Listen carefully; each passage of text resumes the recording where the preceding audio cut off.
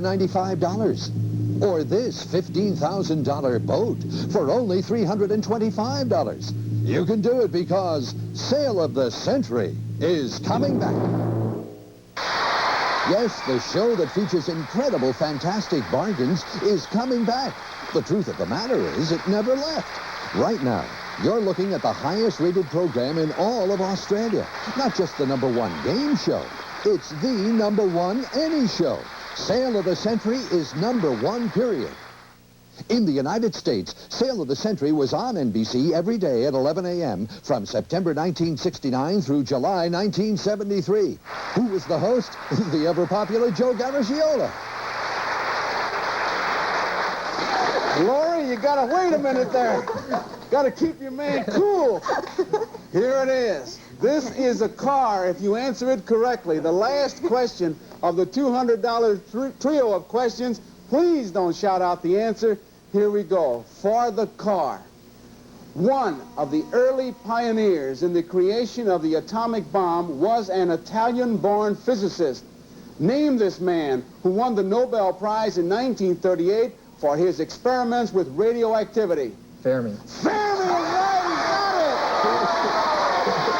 He's got it!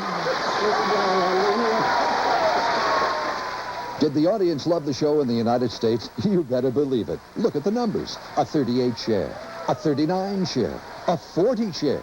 Sale of the Century made a big contribution to NBC's strength in daytime from 1969 to mid-1973. That's because people love bargains, and they love them all over the world.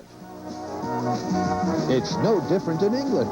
Sale of the Century went on in 1970 and immediately became a smash hit. It must be. It's still on in England after 11 years. And now, meet the man who pays the money to our 3 lucky contestants, Nicholas Parsons.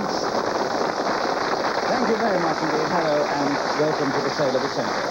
Well, this is the beginning of a new series to the show, and so for anybody who may be viewing the program for the first time, a very special welcome. And just to remind you, we have 3 contestants in our show drawn from various parts of the British Isles. While Sale of the Century stays on in England, people have now caught the bargain fever down under. Here's the popular Australian host, Tony Barber. Let's have you in the market for this. An upright freezer like this one will enable you to buy now and keep things cold for later, saving you time and money. It's very spacious, yet compact. This wonderful freezer keeps things incredibly cold, always. Ooh.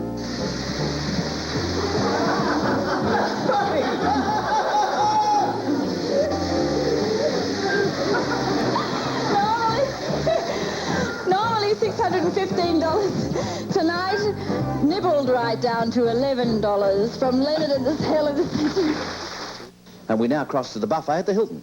These 2 cooking appliances would be extremely helpful in your kitchen, a wok and a barbecue. Both are powered by gas and are easily cleaned.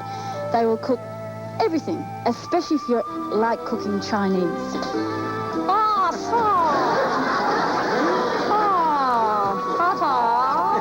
Normally priced at $320. Tonight, only $8 from Renai and the Sale of the Century.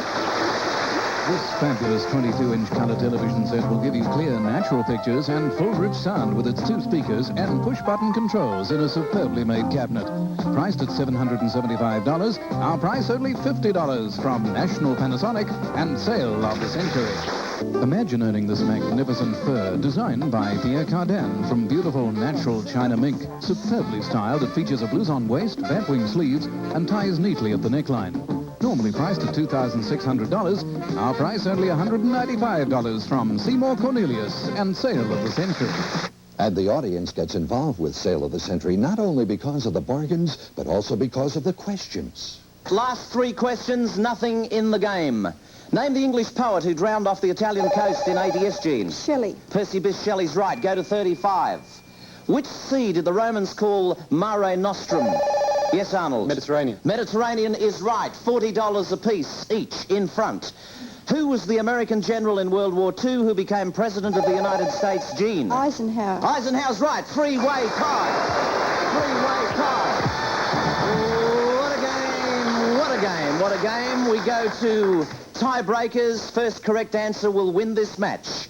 Charles Dickens had 2 middle names. Give either of them. No result. $40 apiece. In Greek mythology, what name was given to the nymphs of the forest? Jean. Dryads. Dryads is right. We got a lady.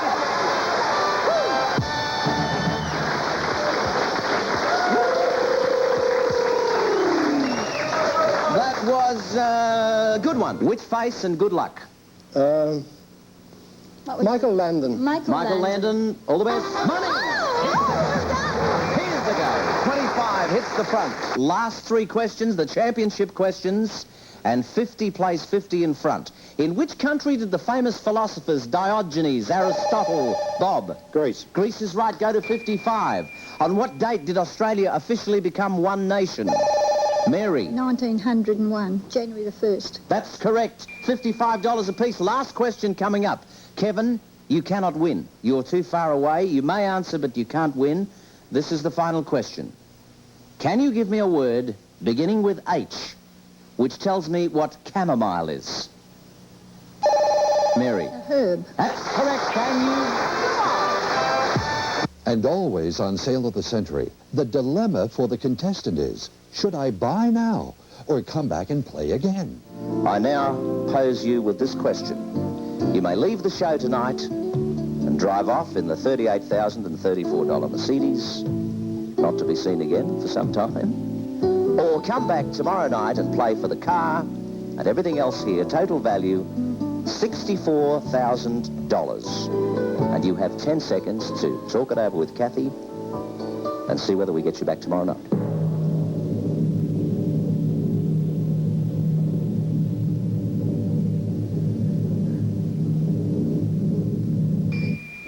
It's a big moment for Sale of the Century. Vince, we haven't had anyone play for the lot before. What do you think, Kath? Oh, gosh, it's such a hard decision to advise on. We'll leave it to Vincent. I think I'll have to, yes. Well, Tony, there's an old Australian tradition, isn't there, of gambling? So I think I'll take the gamble and go on. I feel like Bill Waterhouse. That's it. Tomorrow night, everybody, and Victoria, Vincent Smith, school teacher Sale, shoots the works on Sale of the Century. We'll see you then. I'll go for the top line, and I'll go for Mr. Peterson. Good luck.